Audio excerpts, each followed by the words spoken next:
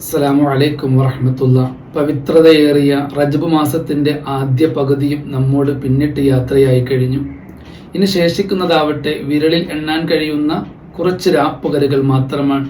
ഈ തിരക്കിട്ട ജീവിതത്തിനിടയിൽ അതിൽ നമുക്ക് വീണ് കിട്ടുന്ന സമയങ്ങളാവട്ടെ വളരെ തുച്ഛവുമാണ്. അതുകൊണ്ട് തന്നെ വീണ് കിട്ടുന്ന അത്തരം സമയങ്ങളിൽ, പ്രത്യേകിച്ച് റജബ് മാസത്തിൽ, മഹാന്മാരായ ഇമാമിങ്ങൾ പറയുന്നുണ്ട്, ഒരാൾക്ക് റജബ് മാസം വന്നു കിട്ടിയാൽ അവൻ കൂടുതലായി അധികരിപ്പിക്കേണ്ടത് ഇസ്തിഗ്ഫാറിന്റെ, പാപമോചനത്തിന്റെ പ്രാർത്ഥനകളാണ് എന്നാണ്.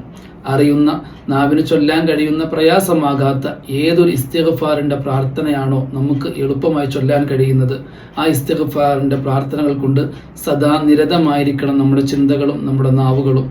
അതുകൊണ്ട് തന്നെ അസ്തഗ്ഫിറുല്ലാഹൽ അദീം എന്നുള്ള ദിക്റോ, അതല്ലെങ്കിൽ മഹാന്മാരായ ഇമാമികൾ നമ്മെ പഠിപ്പിക്കുന്നുണ്ട്, അല്ലാഹുമ്മ ഗ്ഫിർലി വർഹംനി വതുബ് അലയ്യ, അല്ലാഹുമ്മ ഗ്ഫിർലി വർഹംനി വതുബ് അലയ്യ.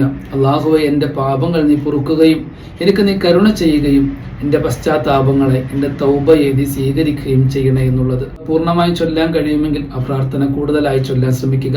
ഇല്ലെങ്കിൽ അല്ലാഹുമ്മ ഗ്ഫിർലി വർഹംനി എന്ന് ചൊല്ലുക. അതിനും സാധിക്കുന്നില്ല എന്ന് തോന്നിയാൽ അല്ലാഹുമ്മ ഗ്ഫിർലി, അല്ലാഹുമ്മ ഗ്ഫിർലി, അല്ലാഹുമ്മ ഗ്ഫിർലി എന്ന പ്രാർത്ഥന ചൊല്ലിക്കൊണ്ടേയിരിക്കുക.